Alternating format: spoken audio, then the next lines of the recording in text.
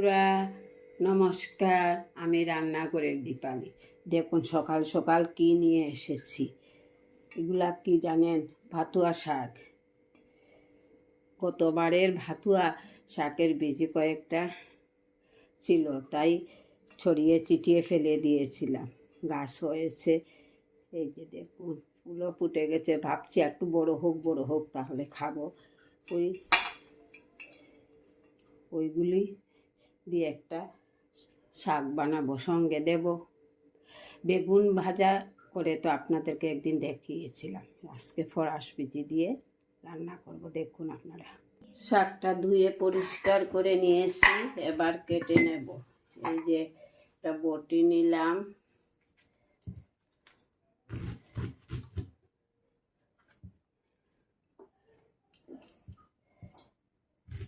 একদম বেশি নরম তো, ছাড় ছাড়া শাক। এই দেখুন এইভাবে কেটে নিয়েছি, অল্প রয়েছিল কেটে নিচ্ছি। সবজি কাটতে আমার যা ভালো লাগতো ছোটবেলা, যখন 8-10 বছরের, আমি দা নিয়ে বসে যেতাম সবজি কাটতে। আমার মা খুব বকতেন, পড়াশোনা ফাঁকি দিয়ে কাঁচা লঙ্কা লাগবে, তাই ছিঁড়ে নিচ্ছি কাঁচা লঙ্কাটাও। পড়াশোনা ফাঁকি দিয়ে সবজি বানানোর জন্য বসে গেছে। কামচুরি নিয়েছিলাম বোধহয় বেশি, তার জন্য বেশি পড়াশোনা হয়নি। পড়াশোনা ফাঁকি দিতাম সবসময়। এখন বুঝছি পড়াশোনার কি গুণ। দেখুন কেটে নিলাম। কড়াইটা বসিয়ে রেখেছিলাম, আঁচটা বাড়িয়ে দিচ্ছি। এবার কড়াই গরম হয়ে আসছে, তেলটা দিয়ে দিচ্ছি শাকে। তেলটা লাল হয়ে আসছে, শুকনা লঙ্কা দিয়ে দিচ্ছি, দুটা দিয়ে। ফোড়নে দেব 5 ফোড়ন, মেথি। ভাজা হয়ে গেছে, কালো হয়ে গেছে মরিচ। এবারে শাকগুলা দিয়ে দেব।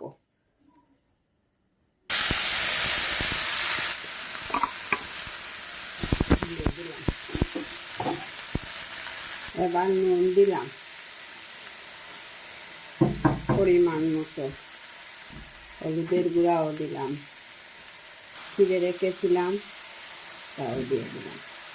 ভাপ দিয়ে রেখেছি, কিন্তু এই যেগুলা ভাপ দিয়ে রাখার কারণে আগের থেকে দিতে হচ্ছে না। ভাপ দিয়ে না দিলে আপনারা ভাজার সময় দিলে ভালো হয়। ফরাস বীজিগুলা দিয়ে ভালো করে নাড়াচাড়া করে দিচ্ছি। বেশি শুকনা করবো না, শাকটা একটু ভিজা ভিজা থাকলে ভালো লাগে খেতে। নামিয়ে নেব। হয়ে গেছে আমার এই ফরাস বীজি দিয়ে ভাতুয়া শাক রান্না। আপনাদের যদি ভালো লেগে থাকে লাইক কমেন্ট অবশ্যই করবেন। নতুন বন্ধু যদি এসে থাকেন আমার চ্যানেলটাকে সাবস্ক্রাইব করবেন, ফেসবুকটাকে ফলো করবেন। এবার হয়ে গেছে, নামিয়ে নেব। দেখুন এই বলটার মধ্যে নামিয়ে নিয়েছি। আমার এই ভাতুয়া শাকটা যদি আপনাদের ভালো লেগে থাকে তাহলে অবশ্যই আমার পাশে থাকবেন সব সময়। আমি আপনাদেরকে নতুন নতুন ভিডিও দেখাবো। ভালো লেগে থাকলে লাইক কমেন্ট করবেন। ভালো থাকুন, সুস্থ থাকুন। আজ হোলি ভালো করে খেলতে হবে তো। নমস্কার বন্ধুরা, বসন্ত তো এসে গেছে। নমস্কার, আমি রান্নাঘরের দীপালি। দেখুন কি সুন্দর সুন্দর লাউ, একদম কচি কচি ডুগা আগা নিয়ে বাজারে যাচ্ছিল, তো রাস্তা আমার সঙ্গে দেখা হলো, তাই আমি নিয়েছি। মাত্র 30 টাকায় এতগুলা দিয়েছে। 30 টাকা দিয়ে 2 আটি দিয়েছে। বাজারে 1 আটির দাম 20 টাকা, আমি 2 আটি নিয়েছি 30 টাকা দিয়ে। এবার কাটবো। একটা বটি নিলাম, একটা নিলাম, এবার কেটে নেব। এই যে ডুগাগুলা, কতগুলা পাতা বেরিয়েছে দেখুন। একদম কম একদম নরম নরম আগা পাতা। এই যে কাটবো, এখন বসেছি, কাটার পরে আবার দেখাবো। আগে তো লাউ এই যে ডাঁটাগুলা কেটে নিয়েছি, তাই আপনাদেরকে দেখাচ্ছি। লাউ ডাঁটা এই যে অল্প মৌরালা মাছ আর 2-1 গোটা আলু ভাপ দিয়ে নিয়েছি, একটা টমেটো কেটে রেখেছি। চলুন দেখা যাক কি হয়। কড়াই বসিয়ে রেখেছিলাম, আঁচটা বাড়িয়ে দিচ্ছি। এবারে অল্প তেল দিয়ে দিলাম, মাছগুলা ভেজে নেব। ওইখানে হলুদ আর নুন নিলাম, ওই মাছগুলা ভাজবো বলে। মৌরালা মাছ আমাদের এদিকে সবাই মখা মাছ বলে থাকে, মখা মাছ আমরা বলি। এই যে ছোটো মাছ ভাজতে হলে কড়ার নিচে অল্প নুন দিলে ভালো হয়, মাছগুলা কড়ার নিচে লাগে না, তার জন্য পুরাটা কড়াই তেল লাগিয়ে দিচ্ছি, মাছগুলা দিয়ে দিচ্ছি। মাছটা ভাজা হোক, তার উপকরণ কি লাগবে দেখাচ্ছি। একটা মিক্সার গ্রাইন্ডার বড় নিলাম, এই যে বাটি, এই যে সরষ পরিমাণ মতো সরষ নিলাম, এই যে সরষ দিয়ে ঢাকনাটা বন্ধ করে নেব।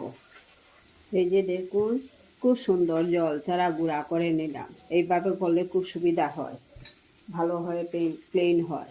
একটা টমেটো, অর্ধেকখান টমেটো, কাঁচা লঙ্কা 4 গোটা দিলাম, আদা কুচি দিলাম, অল্প জল দিলাম, ঢাকনাটা বন্ধ করে নিলাম। মশলাটা পেস্ট করে নিয়েছি, দেখুন কি সুন্দর হয়েছে, ভালো লাগছে না? পেস্ট হয়েছে যে, দেখুন মাছ ভাজা কিন্তু হয়ে গেছে। এবার উঠিয়ে নেব, দেখুন কি সুন্দর হয়েছে। একটা মাছ রয়েছে, একটাও ভাঙছে না। এই যে নুন দিয়েছি তার কারণে। নামিয়ে নিলাম।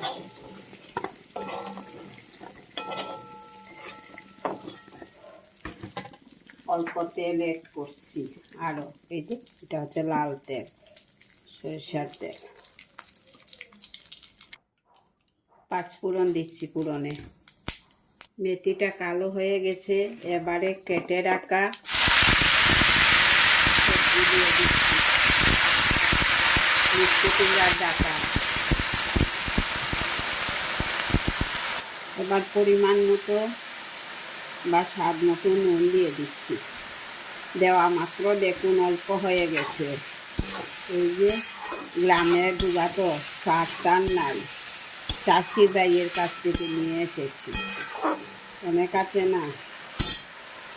অল্প হলুদের গুঁড়া দিচ্ছি।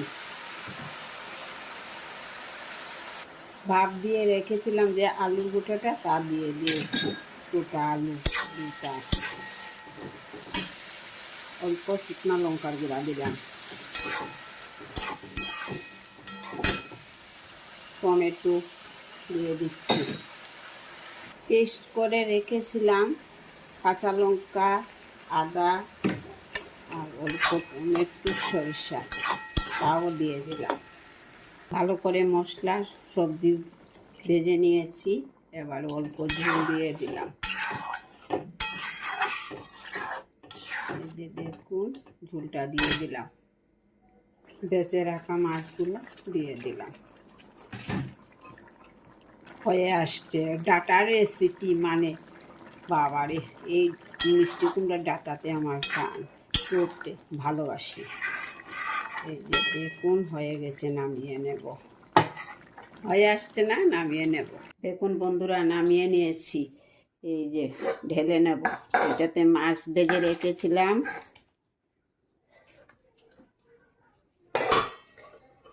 গরমটা হাতে লেগে গেছে।